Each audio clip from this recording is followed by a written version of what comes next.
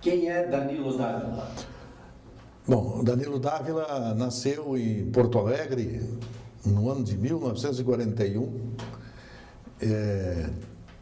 Trabalhou muitos anos em Porto Alegre nas emissoras, eu acho que das principais emissoras de rádio do Brasil, na época, né, que eu estava, Renato.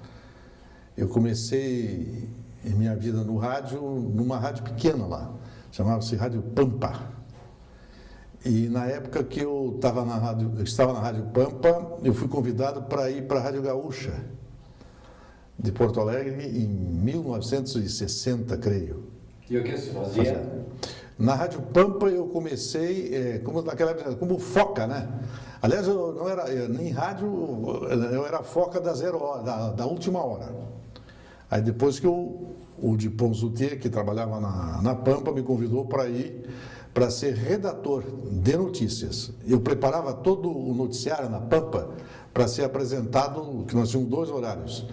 Então a gente apresentava o noticiário e tinha o Belmiro Dupont Zutier, que era um dos melhores jornalistas da época, da última hora, e ele, depois até da Copa do Mundo de 62, acabou indo para São Paulo, para o Estadão de São Paulo. E ele me convidou, que tinha dado uma vaga na Rádio Gaúcha, porque tinha saído de lá um repórter da Gaúcha e tinha dado um espaço. E eu fui convidado e acertei com a Gaúcha. Primeira decepção da minha vida, porque o chefe na época era o Ari dos Santos. A primeira coisa que ele me disse: olha, Danilo, a grande coisa chata no rádio é que você sonha que está entrando no rádio, que vai ganhar milhões e você não vai ganhar quase que nada. Pagavam muito mal, né? Na época não, acho que até hoje eles pagam mal. Então, eu digo, mas por aí, eles, não, os salários aqui são baixos, tal. Mas eu acabei, que realmente eu queria mesmo, era trabalhar em rádio. E lá que eu conheci o Willy Gonzer, que aí foi meu companheiro muitos anos lá na Rádio Gaúcha. Nós trabalhamos lá muitos anos. Comecei como redator, depois como noticiarista, eu apresentava boletins diários da rádio. Os apresentadores na época era eu, o Willy Gonzer, que fazíamos os noticiários, tinha umas 7 da noite, tinha outra, e eu fazia o plantão e trabalhava muito. Tinha dias eu trabalhava até 17 horas, entrava na rádio às 9 da manhã e ia até mais de meia-noite. A gente cobria, ali realmente foi onde eu aprendi muito, não apenas de ser um radialista, mas aprendi a convivência com pessoas de diversos níveis culturais e artísticos na época. Eu apresentava, para ter uma ideia, na época era o auge da Elis Regina, por exemplo, era cantora nossa, era companheira minha, era companheira do Willy. Então, porque o rádio tinha muito, as radionovelas. Eu fiz até... Eu não cheguei a fazer novela na Gaúcha, eu fiz cursos de radioator que tinha e fazia alguma coisa, mas não na Gaúcha. Nós fazíamos um estúdio que não tinha nada a ver, nunca foi ao ar nada na época. Então ali eu aprendi muita coisa e a lidar com gente e ser gente também, porque eu acho que esse chefe que eu tive foi muito importante na minha vida, o Ari dos Santos. Você começou com que idade lá? Eu tinha acho que 18 ou 19 anos. Era guri. E mais de 18 anos, acho que 19 anos. Aí aconteceu que eu virei de redator, eu virei a repórter de campo, que lá em Porto Alegre a gente tinha o seguinte, tinha os setores de cada, tinha o Grêmio, tinha o Internacional, o Cruzeiro, o São José, eram os times da capital. E cada repórter fazia um setor. Eu comecei cobrindo o Zequinha, que era o São José. Então era eu e o Lauro Quadros que fazíamos o São José. Aí o Lauro saiu e foi para Guaíba. Aí eu fiquei no lugar dele fazendo o São José e o Grêmio, que ele fazia o Grêmio. Então eu fiz o Grêmio muitos anos. Vocês tiveram nesse período uma grande concorrente que foi a Guaíba. A Guaíba era a principal. A Guaíba, para mim, foi o grande boom no rádio no Brasil inteiro, quando a Copa de 58 que ela fez, E em 60 eu já estava na rádio e eu sofri muito. O grande trunfo dela foi de ter construído os primeiros transmissores De SSB. para poder fazer as transmissões, porque que a gente... as telefônicas eram impossíveis. Não, era radional e era uma rede só. Então era uma briga entre Bandeirantes, entre Globo e se comia naquela época. Tanto para ter uma ideia, na Copa do Mundo de 62 no Chile, a Gaúcha foi. Entende? Foram 4 anos depois da Guaíba. Mas ela foi na marra. E ela não tinha ainda a estrutura que a Guaíba possuía. Ela procurou trazer técnicos, que o pessoal da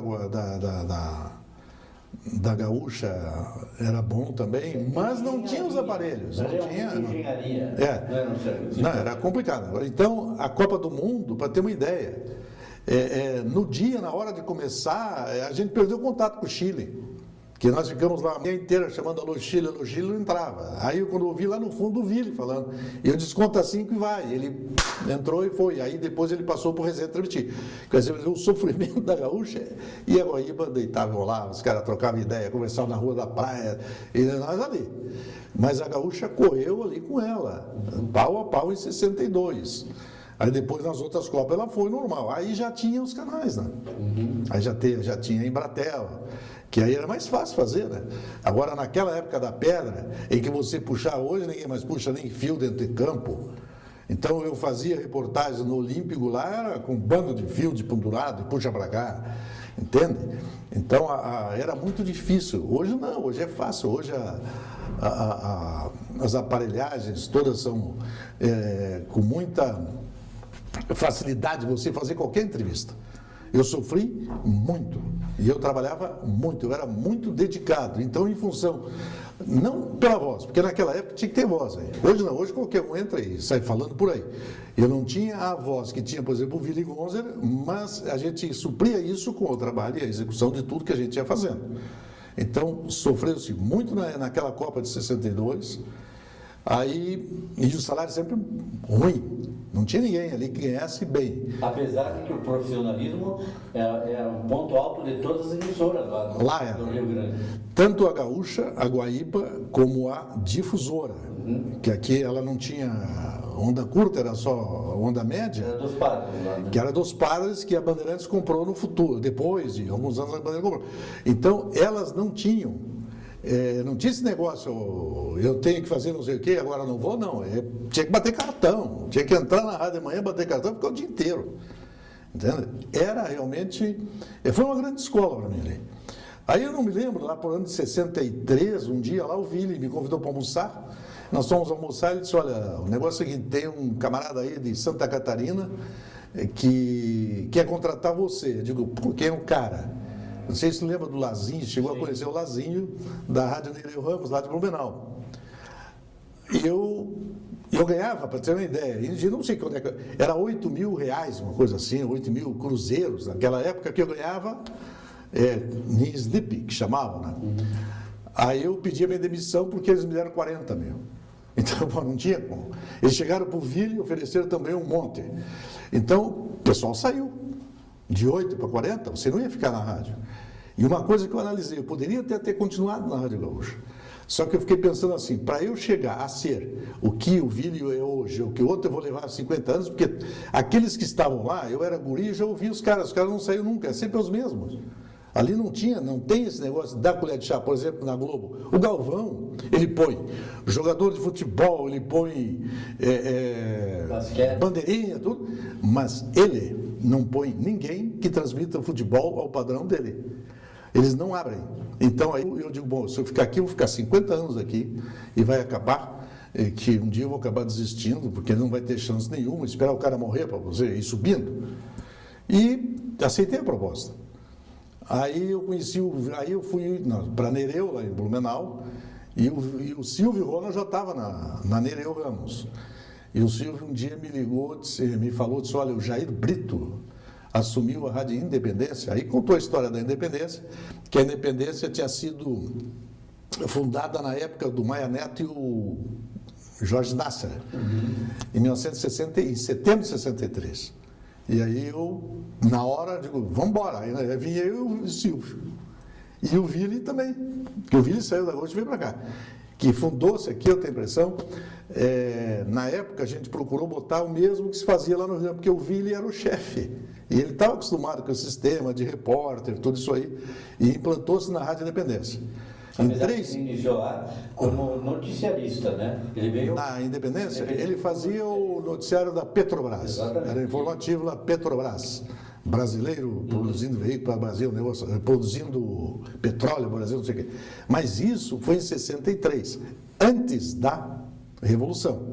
Quando houve a Revolução, a rádio era ligada ao PTB na época, que era o Maia Neto deputado, eu acho que cortaram todas as verbas e a rádio entrou em crise e o Jair Brito foi o primeiro a sair da rádio e foi para a Rádio Guaracá, levado pelo Euclides Cardoso, que era Guaracá e Cruzeiro do Sul.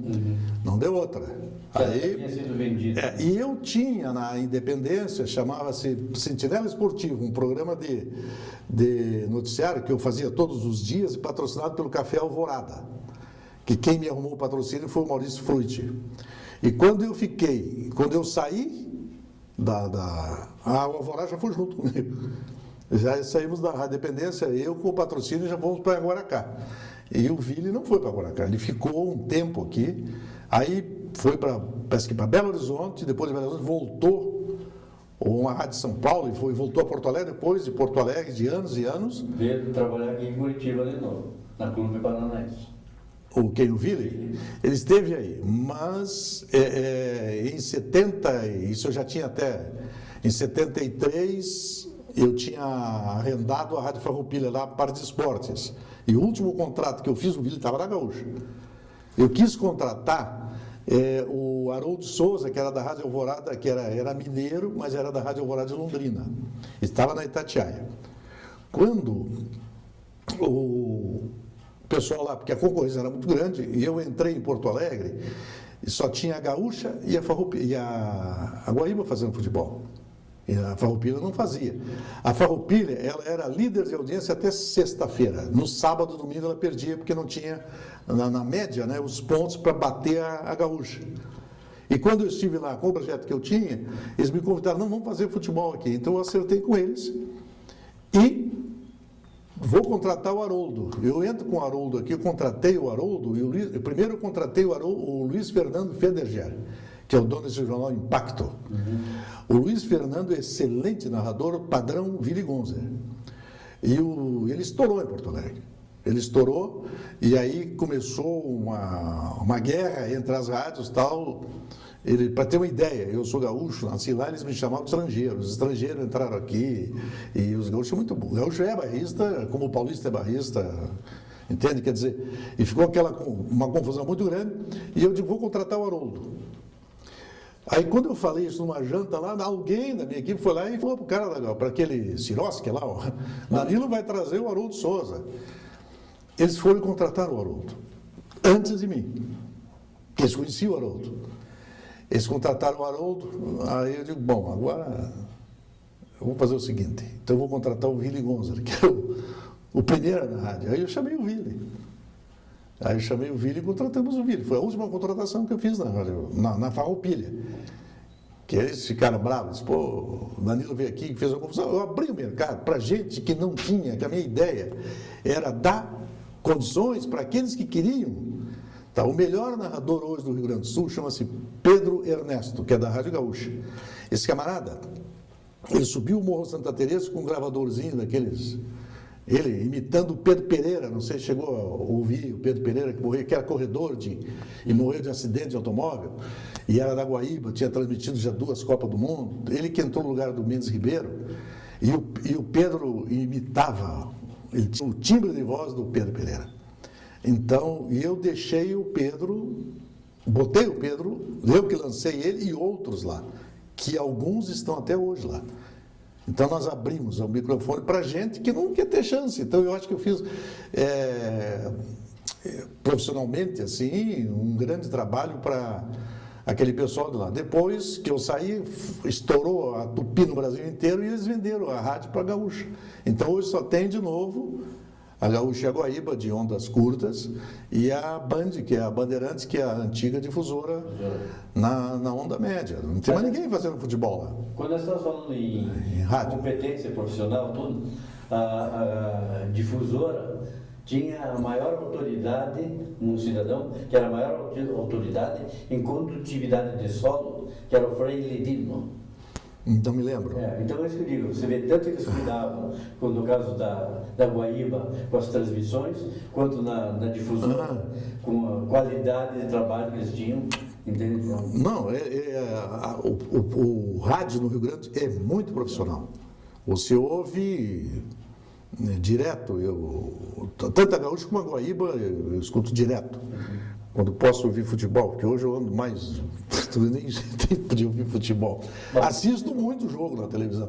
Não, eu fiquei até 76, nessa briga de ir para lá e para cá, que eu fiz uma loucura muito grande, entende? Então, larguei. A última rádio que eu transmiti futebol foi a Farroupilha. Que loucura foi essa? A loucura do que eu tinha feito um arrendamento da Rádio Farroupilha, com a Rádio Colombo aqui em Curitiba. Treinamento do programa esportivo? Não, era dos horários de esportes. Que quem implantou isso em 68, 69, não me lembro bem, foi eu, porque eu só tinha na época, só voltando um pouquinho ao tempo, no que dizia respeito ao mercado de Curitiba. Era Brahma e Gillette que patrocinavam o futebol. Na Rádio Guaracá, em todas essas rádios, era Brahma e Gillette. Na Independência tinha a Otone, que era uma de roupas, e a outra não me lembro o que era. Começaram a cortar os patrocínios. Quando a Brahma e Gillette cortou, aí a Guaracá acabou com o futebol. A emissora paranaense, o Maurício me chamou que o Najib ia levar a acabar com o futebol também. Foi também... Porque tinha Brahma. Ou era Gillette. Era Gillette? Era Gillette. Cortou o patrocínio, então ele ia acabar. Aí eu digo, pô... E como eu, na Gaúcha, ouvia muito as rádios argentinas, tá? Eu peguei e fiz o projeto que os argentinos fazem até hoje. Eles vendiam, por exemplo, o brasileiro não fazia isso. O tiro de meta era vendido para melhorar. O cara ia, não sei o que, melhorar, já entrava lá e tal. Aí eu comecei a fazer cotas. Então, aqui, o tiro de meta, o que os argentinos fizeram? Eu fiz o projeto, eu com o Silvio Ronald, nós estávamos na emissora. Eu digo, Silvio, vamos fazer um troço? Não, vamos ter que trabalhar. E fui no Najib Shed e o doutor Najib aceitou. Eu disse, não, então vou fazer o seguinte. Eu digo, não tenho dinheiro, doutor Najib. Ele disse, como é que vai fazer para me pagar? Eu digo, não vou te pagar, quem vai te pagar é você. Ele disse, como assim? Vamos fazer o seguinte, são 6 cotas. 4 são minhas, porque eu tenho a despesa da equipe. E 2 é do senhor que você vai ganhar limpo. Na hora ele topou. Sim, ele não ia gastar nada, ia estar transmitindo futebol e a gente tinha o mercado de trabalho. Deu. Quais eram os patrocinadores? Na época, o Café Alvorada era direto comigo. Patrocinava o quê? O tiro de meta? Não, na época eu não me lembro, assim, o Móveis Pedroso era do Pedroso Moraes, eles patrocinavam e virou os comerciais, eu inventei lá, plano americano, não sei o que lá, inventei por inventar. Então, patrocínio americano, entraram vários patrocinadores. Acabou esse negócio, só 2. O que aconteceu? Teve um torneio, era Rio-São Paulo, Pedrosa, como é que chamava? Roberto Gomes Pedrosa, que o Ferroviário, na época, participou e não ganhou nenhuma. Não sei se vocês lembram disso. Eu estava junto com o Barbosa Neto, da Barbosa Filho da Bandeirantes, ele disse, esse time do Ferroviário aqui, jogou com o Bangu e empatou 0-0, não vai ganhar nenhuma. E não ganhou nenhuma mesmo. Na época veio aqui um camarada de São Paulo e viu aquele projeto de loucura de vários patrocínios, levou para a Rádio Gazeta lá. E aí lá em São Paulo começaram a fazer a mesma coisa. Entende? Então quem embolou essa loucura fomos nós. E aí o pessoal pegava e até hoje estão fazendo isso. A maneira de você manter, porque os donos de rádio, infelizmente, não são radialistas a maioria. Eles só querem ver a parte comercial, o faturamento, e não estão preocupados se tu estás empregado ou não, se tu gosta de futebol. Excepcionalmente você encontra. O caso da Gaúcha não, porque o Maurício era jornalista, o Maurício Sobrinho. O caso lá era profissional. Mas eram gente de rádio, entende? O Maurício Sobrinho, ele era de Passo Fundo com uma FUS, que eles tinham aquela PMN, que era das maiores agências. Macedo, Petróleo e Mafus. E o Macedo foi para o Rio, que o Luiz Macedo transmitia Turf. Entende? Eu lembrei agora de você que estava no Turf sempre, e o Macedo fazia Turf. E nós tínhamos na Rádio Guaracá, tinha o Turf primeiro, depois que começou com a PMN. A PMN, que era MPM, era Macedo. Ele ficava lá no bairro do Tarumã, lá em Porto Alegre, a agência dele. Não era Tarumã, era a agência da MPM, era ali naquela Praça da Redenção, por ali. Ali no centro, Santana. Eu não me lembro. Eu sei que eles eram fortes, eles tinham as contas de governo tudo. Entende? Eles tinham os esquemas lá, na época, lá, muito fortes. Depois que eles construíram. Eles tinham, o Maurício tinha uma representação de rádio, ele e o Balvê, Frederico Arnaldo Balvê, que foi presidente internacional, eles tinham uma rede de emissoras que representava. E eu trabalhei até numa delas simultaneamente na Gaúcha, porque eu fazia o esporte na Gaúcha, e de manhã na Rádio Porto Alegre, que chamava-se Gaúchinha, eu fazia o noticiário da manhã. Mas Danilo, você teve, estou escutando aqui, você teve 3 fases no rádio, no Rio Grande do Sul, eu tive Santa Catarina e no Paraná. No Paraná, há muitos anos aqui. E você viveu no rádio nesse tempo todo, né? Não necessariamente. Não necessariamente, mas não necessariamente de que rádio você viveu mais? Gaúcho, catarinense ou Paraná? A Independência. O melhor salário foi a Independência. O melhor salário que tinha de rádio aqui era a Rádio Independência. A Rádio Gaúcha pagava mal. Preto, né? Tempo do Jair. A Rádio Gaúcha pagava mal, até hoje paga mal. As outras, Guaracá, Cruzeiro, tudo pagava mal.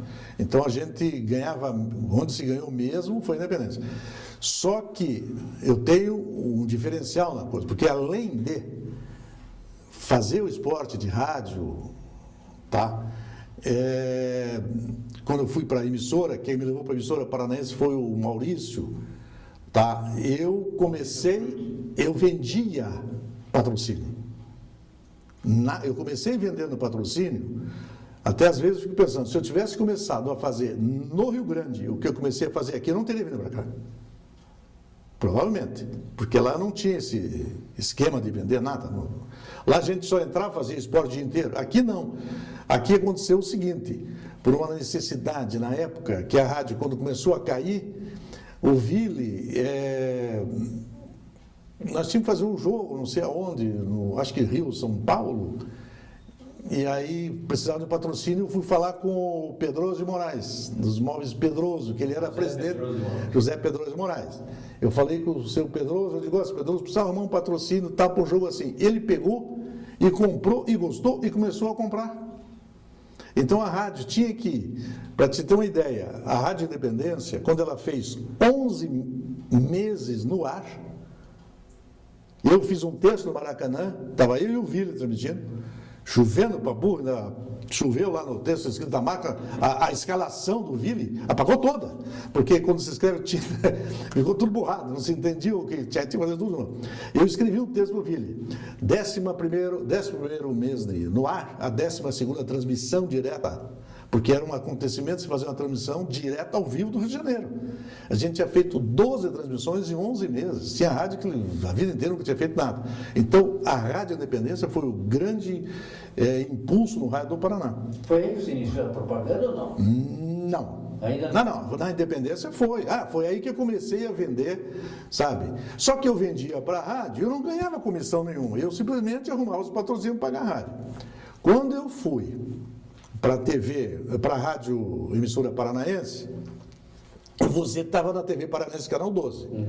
E era você e o Wilson Melancia, se não me falha. O Wilson Tomás, que está em São Paulo, foi diretor da Bandeirantes. Aí aconteceu o seguinte, para fazer um programa na televisão, eu tinha que receber, e tinha lá um que era aquele que emprestava dinheiro lá para o Nagiro, não lembro o nome dele lá. Nabor Falador.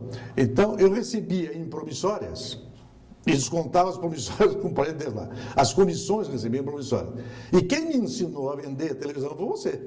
Porque eu não sabia nada de televisão. Quem me ensinou foi o Renato. Porque o Renato chegou e disse, tu vai fazer assim, mas que segundo? Não sabia nem como é que era.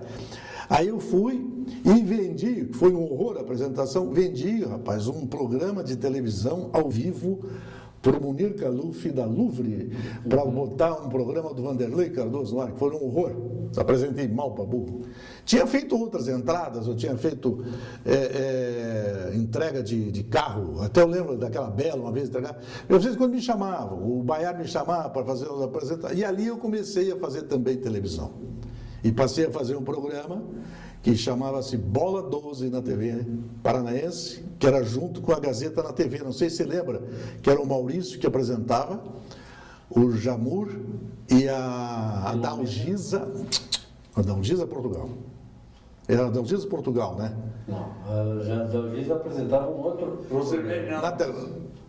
Era o Rosemary? Não, era... Na Gazeta, na TV, na Paranaense. Era a Filomena, era o Jamur, Eu não lembro. entrou o JJ também. JJ, mas depois. isso no Canal 4. Não, no Canal 12. Ah, no Canal 12, na Gazeta da TV.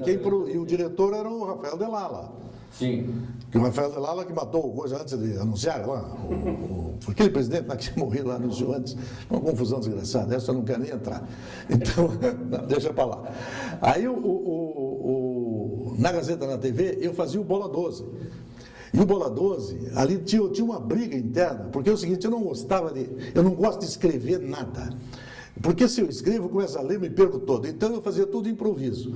E o pessoal lá ficava bravo. O Marco Antoniello, eu estou acompanhando aqui, você mudou, não mudei nada. Aí é que eu sabia, eu só dizia, olha, o término é assim. Boa noite, senhores, e toma a mula. E aí, aquilo foi indo e eu peguei audiência. Peguei audiência, o pessoal gostava e tal. Quando foi, acho que 70, eu não me lembro que ano foi, lá, depois de 70, eu tive só tinha uma rede de Embratel para fazer os jogos de um torneio nacional, não me lembro o que era, e eu vendi para a Philips. Eu consegui convencer o Paulo Miranda, do Canal 4, e o Felipe Engel, que era e aquele Frank de Holanda, Frank de Holanda, né? O Frank, da gente fazer um pool, que aqui nunca tinha visto falar nesse troço. Lá no Grande fazia um pool. Aí eu digo, vamos fazer um pool de pessoas, só tinha um canal, porque a gente brigava. Primeira transmissão de televisão, de futebol de Pernambuco, fui eu que fiz, pela TV Paranaense. Porque eu peguei de manhã, liguei para a Embratel, peguei a linha de manhã, 8 horas da manhã, 9 horas, os caras levantaram meio-dia, eu peguei de manhã cedo. E peguei a linha e daí? Acabei com os outros. Aí deu uma briga muito grande, porque eu não dei, eu fiz sozinho em Recife lá. Foi uma confusão muito grande. Aí, para não dar uma confusão, então é o seguinte, vamos fazer um pool, vamos. Aí eu fui na Philips e vendi para a Philips todo o torneio. Todo. Ponta a ponta, Maracanã e tal. E eu já estava com a agência fazia já um tempo, e na TV Paranaense tinha um camarada que era do departamento comercial que disse, olha, vamos fazer o seguinte, vamos botar não sei quem para transmitir. Eu digo, boa, né? Eu arrumei, comprei, vendi, e agora quem vai transmitir é um cara que não sabia nem quem era, nem lembro o nome do cara até hoje. Aí ele disse, não, mas estão querendo os outros. Mentira, o cara não queria que eu fizesse. Aí eu digo, bom, se ele fizer, aí eu fiz a maior estupidez da minha vida, em termos de programa de televisão, não como radialista. Eu perdi o meu contrato que eu tinha, que ninguém, eu tenho certeza, na televisão do Paraná, ganhou o que eu ganhava. Aí eu cheguei, bom, se fizer assim, eu estou fora. Isso eram 10 horas da manhã do sábado. E ele disse, não, vai ser assim. Aí eu liguei para o doutor Francisco, que o doutor Francisco era meu padrinho. Eu digo, doutor Francisco, o negócio é o seguinte, eu vou sair da televisão. O que houve? Eu digo, não quero mais continuar, depois a gente fala segunda-feira e tal. Eu saí dali e fui levar um slide para você que já estava lá no Canal 4. Uhum. Aliás, não sei se estava, era o Irã de Holanda. O Irã de Holanda, eu... Nassib Jamur. Nassib. Renato, eu cheguei na televisão para levar um slide, que era slide, naquela época não tinha, tem que explicar para o pessoal o que é slide, as propagandas tudo com slide, não era com VT. Aí eu cheguei lá, eu estava dentro do carro, o Irã já sabia que eu tinha brigado com o Canal 12. Aí ele me pegou, desce aqui. Aí o que foi? Eu entramos, vamos entrar. Aí eu sentei num sofá que tinha aquela sala grande, e veio o Nassib, aquele jeitão dele, o gaúcho, o negócio é o seguinte, amanhã, vamos fazer o seguinte, você vem para cá. Eu digo, pô, nem bem tinha saído. E aí, vamos lançar aqui os bons de bola. na segunda-feira. Porque na Paranaense o Bola 12 tinha audiência. Então sai um cara já com os patrocínios que eu tinha. Então aí nós inauguramos os Bons de Bola, que foi o melhor programa de esporte e televisão. Quando tinha os Bons de Bola, tinha aquele lá, Alianças para o Sucesso, que o Renato participou uma vez, que eu vi. Não é mentira. Paulo Planê Buarque, que você participou com tua senhora, não sei o que tal. 68. Por aí. Entende? Quer dizer, naquela época, então, quando eu saí, já nem deu para esquentar. E aí a Regina me disse, olha, vamos falar. Primeiro você veio falar com o Francisco de novo e tal, tal. Eu digo, não vou falar com mais ninguém. Então, tá, amanhã eu começo. Era segunda, né? Eu comecei na segunda-feira. Perdeu dinheiro com isso? Perdi. Veja bem, ali, depois, né, de tempos, que eu raciocinei o porquê de tanta, sabe, pressão. Veio um camarada da Globo, para ter uma ideia, está aí o Silas de Paula, que era na época, e o Renato, não sei se estava lá ainda, mas na Paranaense. Não, o Silas era ali na rua Mariana Milano Perneta, ali. E veio um diretor da Globo, aqui, um magrinho, não me lembro quem era, que eles queriam um apresentador para levar para o Rio de Janeiro. Não sei se era Rio de Janeiro ou Belo Horizonte, que eles tinham, parece que era a TV Gazeta lá. E quem fazia o noticiário era o Jamur e o Enéas Farias, e eu fazia 2 minutos colado com o João Saldanha. Terminou o programa, o cara me chamou. E o Enéas, que eles queriam, não chamaram. E não nem o outro, chamaram, queriam eu. Aí o Silas, o Marco Malucelli, o seu Marquito Malucelli, eu estava subindo a escada ali, eu me lembro desse negócio, porque eu tenho uma memória misturada. Eu estava subindo assim, o Silas, pô, imagina, o cara que escolheu você. Aí ele chegou assim, ele é o melhor mesmo. Nunca me esqueci disso, o seu Marquito Malucelli. Ele disse, ele é o melhor mesmo. E eles me escolheram. Mas aí a conversa não andou, porque depois já caí fora. Sabe por que eu ganhava mais, Renato? Pelo seguinte. Quando foi comprada a TV Paranaense, ela era Excelsior, a programação. De Record, não me lembro. Ela não era a Rede Globo. E o Canal 4 era Record, Rei. Depois virou Globo. Quando eles compraram, esse Verão Vermelho, que era uma novela lá, eu ganhava, o Bola 12 ganhava a audiência do Verão Vermelho. Eu tenho os Ibope da época. Mesmo na faixa de horário. Então, o que aconteceu? A TV Paranaense estavam começando, o doutor Francisco, ó, Danilo, eu não tenho como fazer um salário alto tal. Eu digo, não preciso de dinheiro, me deem tempo. Tempo que você que me ensinou a vender o tempo, eu não sabia vender. Então, eu já tinha agências registradas, tal. 67, é a mais velha que deve estar aí. Tinha uma carteira boa de clientes? Tinha clientes, eu gostava de vender. Aí eu peguei, o que eu fazia? Sabe quanto eu ganhava por mês? 500 segundos por mês. Na Record e na Excelsior, vendia baratinho.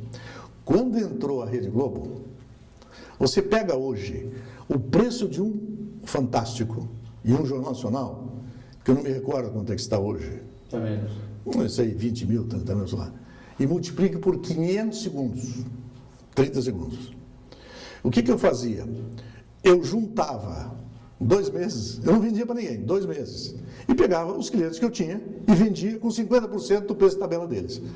Então, se o comercial começava, eu ganhava mais que todo mundo. Mas tinha conhecimento disso? Mas é evidente, eles tinham um contrato. Até esse dia eu encontrei. Você vendia por 50% do preço? Sabia, eles ficavam loucos. O salário é meu, eu vendo como se eu quiser dar de graça. Mas eu tenho a carta de crédito para usar e não tinha horário determinado. Então o que eu pegava? Fantástico, o seu Rui do... Não tinha Fantástico na época, tinha. Fantástico, não, era Jornal Nacional. Tinha Fantástico. Fantástico mesmo, na mesma época. Então, Jornal Nacional ou Fantástico, é a mesma faixa de horário, eu pegava e fazia o seguinte, Queijo Santa Rosa do seu Rui, Laticínios Maia, seu Rui, a mídia vai custar 100 mil, 50, fecha. Isso que eu fazia. Ninguém ganhava, eu ganhava mais que todos os caras da Folha. Porque eu vendia com desconto o meu salário.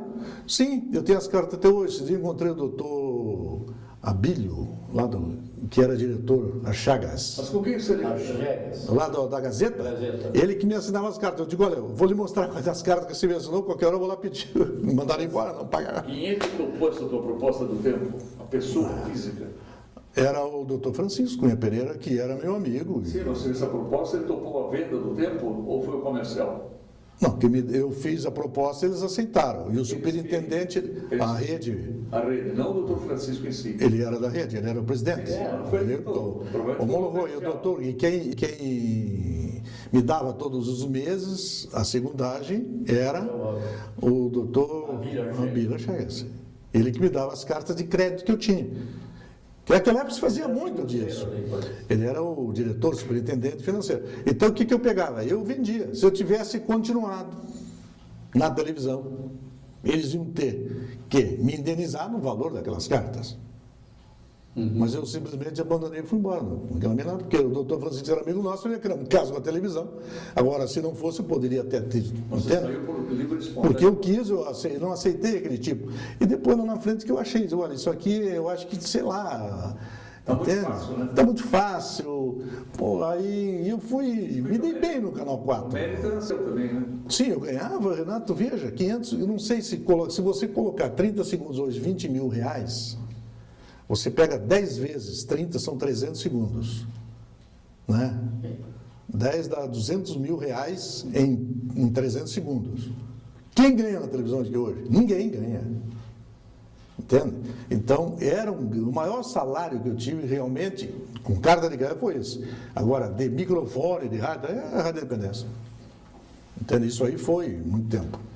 E aí, na minha vida as coisas acontecem assim, sei lá. Estamos nos anos, pelo que você conta aí. 70 e pouco. 72, 71 por aí, em 71, o Dirceu Greser, ele criou lá no Curitiba, lá um dos melhores do ano, eu ganhei um diploma, aquilo ali, até comentei uma vez com a Dalgisa, lá na televisão. Eu ganhei esse troço, os caras começam a mexer o saco. O programa meu era 11 da noite, passaram para 1 da tarde, depois era 6 da tarde. E eu discuti e falei para o doutor Francisco um dia, doutor Francisco, o nosso programa bate todos os horários da noite. Eles me põem às 6:30 da tarde, em cima da novela da Tupi. E ele me disse, mas a Globo acha que ela vai conquistar esse horário, Danilo. Então você vai fazer colado com o João Saldanha. Eu fazia 2 minutos com o João Saldanha ali. O João Saldanha estava no Rio fazia 2 minutos, eu fazia 2 minutos aqui. Sim, mas aí... Só que eu conversava, eu não lia assim, que o telepronto, o cara fica lendo ali, feito entende? Uma múmia, o cara fica na frente, eu tiro o telepronto, não diz nada. Aquele tempo tinha decorado, você lembra? Tudo era decorado. Eu decorava, tinha improviso, então se você fala, se você está assistindo um camarada, lendo, ele não te segura às vezes. Agora, se você está prestando atenção que ele está falando de improviso, ele te amarra. Então, eu acho que essa é a técnica que tinha que ser usada. Então, eu procurava conversar. Tinha outros que liam, tudo bem, liam. Tem gente que lia, e eu me perdia, já trocava, eu pulava 2 linhas. Então, eu conversava. E conversando, eu conquistei a audiência. Mas, Danilo... Então, isso aí foi por 70 e picos, né? Nos anos 70 e tantos, né? 76. Você deixou a televisão e... A televisão... A televisão... Você deixou quando a televisão? Foi lá por 80 e poucos. Pois é, daí quando você agora no período... O negócio das misses, que quer entrar na... E quando você entrou no setor das coxas e dos seios daí? Isso aí foi o seguinte, eu tinha um cliente das misses. É o Carneiro que um dia eu fui na cabine, o Carneiro estava mexendo lá, Danilo Dávila trocou as coxas do jogador pelas coxas das mulheres, ele fez muito bem. Eu digo, realmente, é o melhor do que ficar transmitindo futebol na chuva, isso é um absurdo, é o que a gente fazia todo dia. E pegava a gripe. Deus do céu, eu peguei cada uma. Aquele campo da Baixada ali, eu ia resfriado. Era fazer um jogo ali de futebol num domingo de chuva, na segunda-feira eu estava com gripe. Ali era frio? Ali era um frio horrível. A Baixada ali no Joaquim Américo, hoje André Arena, aquilo ali era um horror. Entende? Miss Paraná, o primeiro Miss Paraná teu. Que eu fiz em 1970 e 77. Aí já tinha passado muita coisa, né? Embaixo da ponte. 32 anos. Você faz até hoje, né? É a empresa mais antiga de Miss, a nossa. Porque, por acaso, aconteceu o seguinte, eu tinha a maior zeteza do Jacques Amani, O Maiô, o Etesa, inventou de querer comprar o patrocínio do Miss Paraná, o Miss Curitiba, aí, que era no Canal 6 ali. Aí ele é meu cliente, me chamou, fui lá, digo, então vamos fazer o seguinte, vamos dar os maiôs. Nós damos os maiôs para lá. Foi assim que começou. E era o Bittencourt que estava coordenando, e o concurso foi em Paranaguá, tal, a Etesa deu os maiôs. E o patrocínio na rede era da Catalina.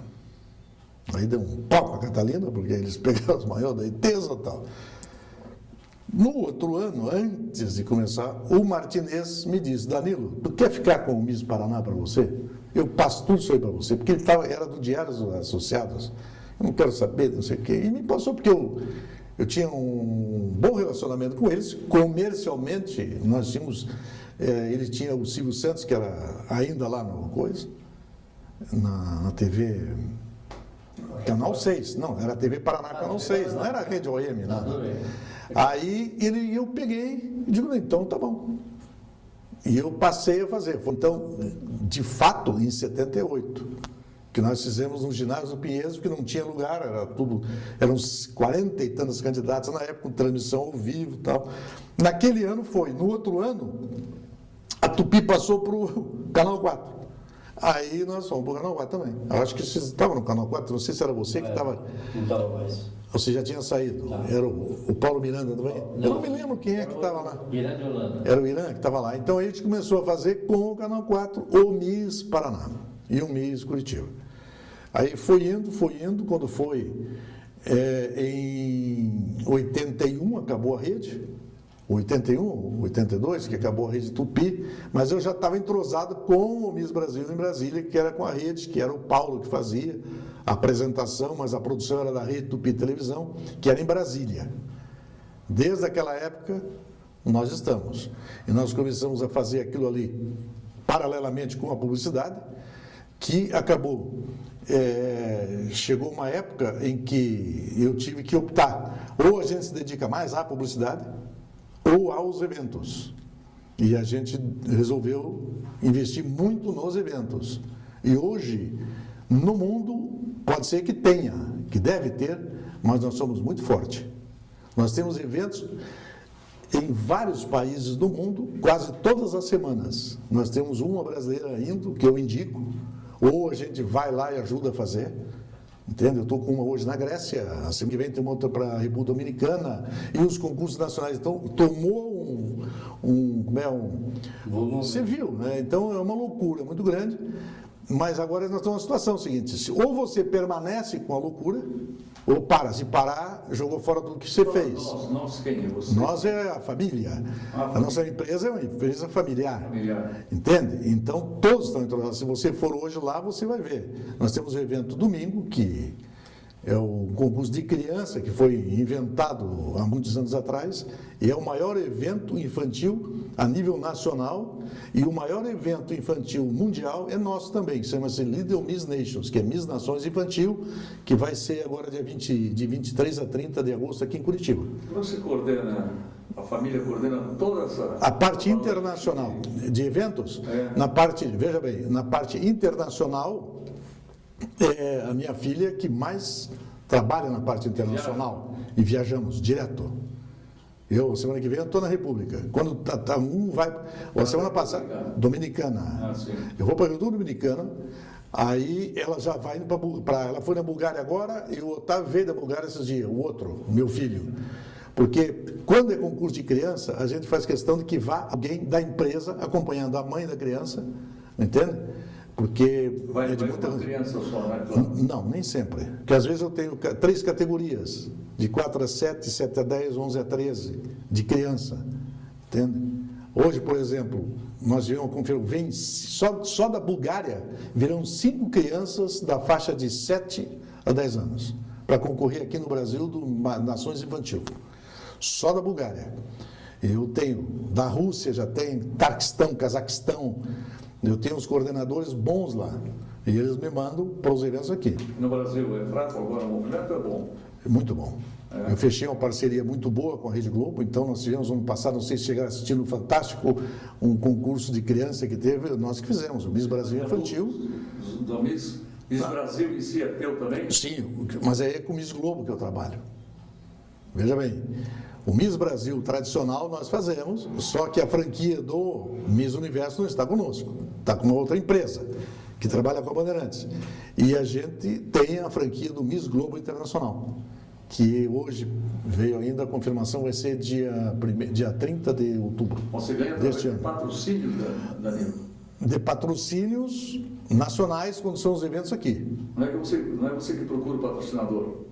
Sim, nós temos os contatos, né, de patrões e também taxas de inscrições, todo mundo paga a franquia, eu compro franquia, eu pago franquia.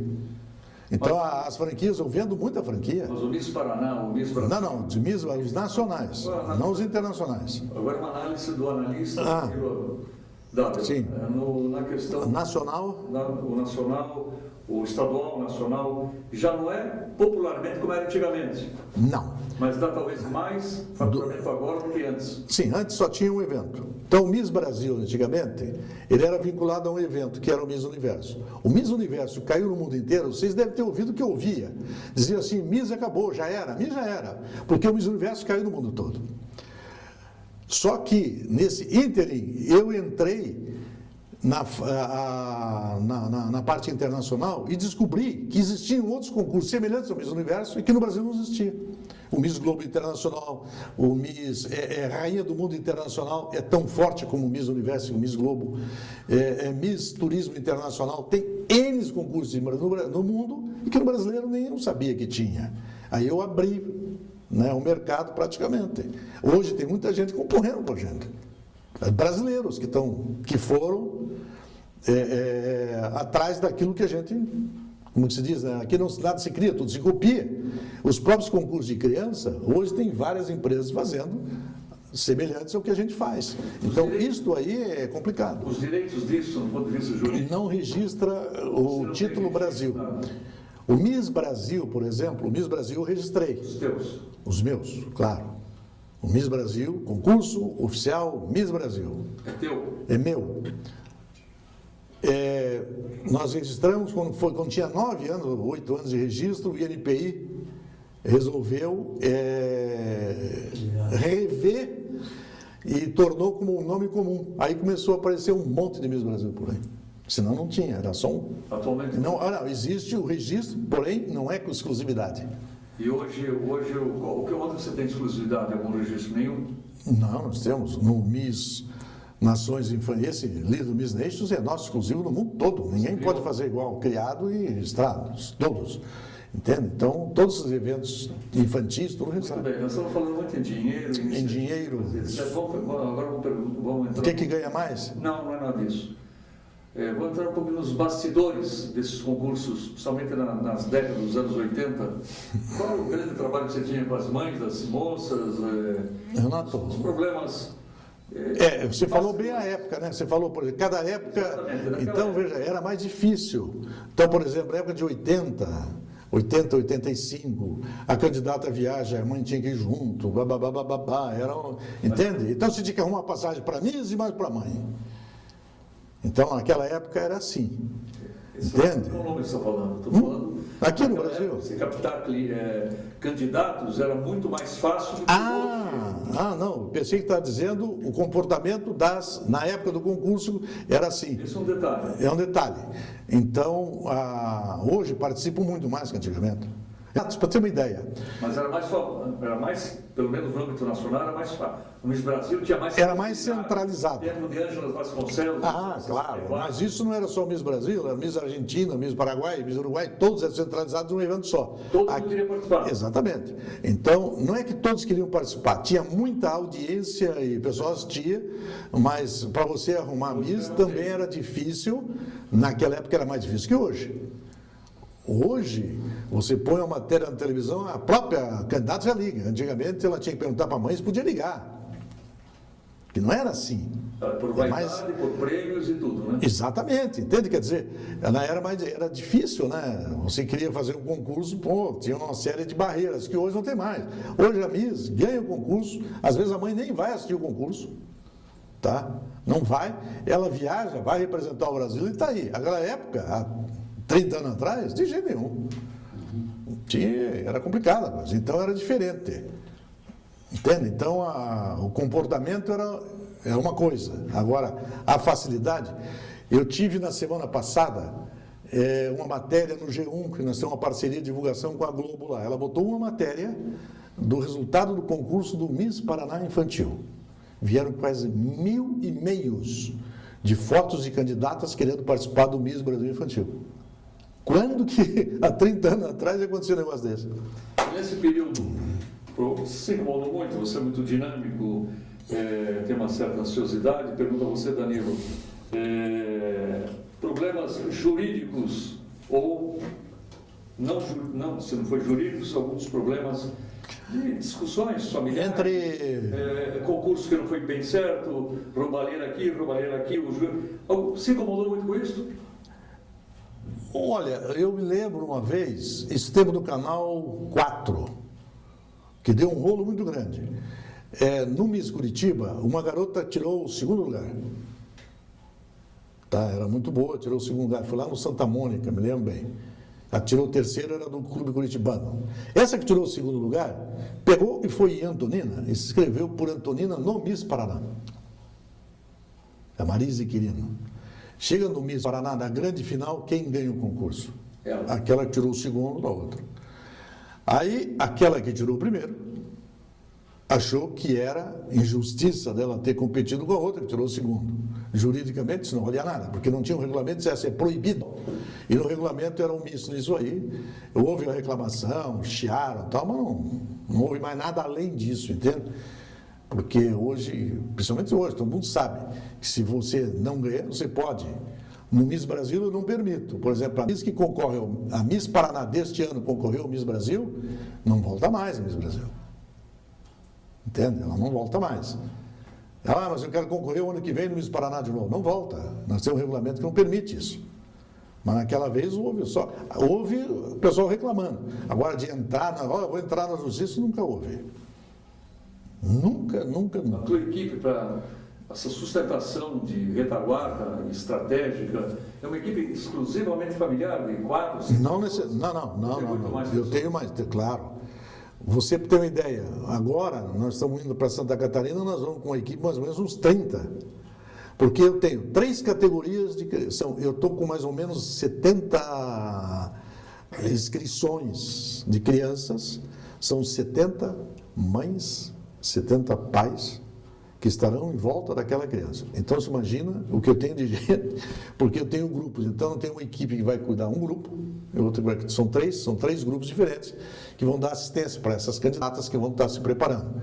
Aí vai estrutura de cabeleireiro, maquiador, que tem que ter já, que são pessoas que trabalham com a gente há muito tempo. Entende? Então, você quer ficar louco ou semi-louco, você entra num concurso desse que você vai ficar completamente pirado. Porque você não imagina o que tem de item, Renato, para fazer um evento, é uma coisa extraordinária. É impressionante. E o Danilo W está pirado já? Não? Quase. Porque você, veja bem, você pira porque te aparece em cima da hora coisas que você... Hoje, por exemplo, a Globo me ligou, ontem a garota da Globo, que aquele Profissão Repórter, vai fazer a cobertura para nós. Só que eles trocaram a equipe. Estou com tudo preparado agora para a Mariana, agora não, agora é a Gabriela que vem. Aí você tem que avisar o hotel, que não é mais aquela. Então, são coisas que vão surgindo assim, que tem que ter muito tato para saber lidar, porque senão você queima. Você patrocina todo esse custo, e para depois ter o patrocinador que vai te pagar? É você, a tua equipe que patrocina a tua empresa? Nós é que pagamos, da nossa receita paga todo mundo. O capital sempre... Entra 12 eventos que a gente faz. Aí você pega alguns patrocínios que são poucos, que não são muitos, e as franquias que a gente vende. Que nós vivemos muito em termos de franquias. Há uma diferença, só para terminar, que a franquia nacional é em real e a franquia internacional é em euro ou dólar. Então a gente ganha mais às vezes. Agora não, com esse câmbio desgraçado que está aí, o dólar caiu, eu perco dinheiro quando o dólar cai, entende? Então, ela dá mais resultado do que as nacionais. Os eventos internacionais. Não paga imposto de renda? Você tem que pagar tudo. Você paga, eu tenho as empresas, tem a empresa de eventos, que ela é simples, né? E tem a empresa de publicidade, que é outro tipo de tributo que se paga hoje. O nome da empresa e qual delas? Publicidade. Primeiro, a Danilo W Propaganda é uma empresa de publicidade. Sim. Tá? E a Danilo W Eventos de Beleza, que é o nome fantasia, que a razão social é Yucatán Eventos, que é o nome estrangeiro. É o nome dos mexicanos lá, que chamam colina, como é que chama lá, que é Yucatán. O que mais? Quer saber mais alguma coisa, Renan? É importante você fazer um resumo rápido aí, de tudo o que você desejar ainda. Nós temos 1 minuto para você fazer as suas últimas considerações. Você deixou esse minuto apertadinho aí. Olha, eu quero dizer que, para mim, é uma honra muito grande, eu não sendo do Paraná, ser homenageado com uma produção que eu tenho certeza que eu disse aquilo que eu achei que devia dizer. Vocês me pediram, traga alguém para... Não, vamos conversar nós. Porque a minha vida é assim, aberta, todo mundo sabe como é que é, não tem que fazer especificamente, vai lá e me faz essas perguntas. Então, eu acho que foi muito bom e espero que gostem. E se vocês gostaram também, e marque 3 horas depois.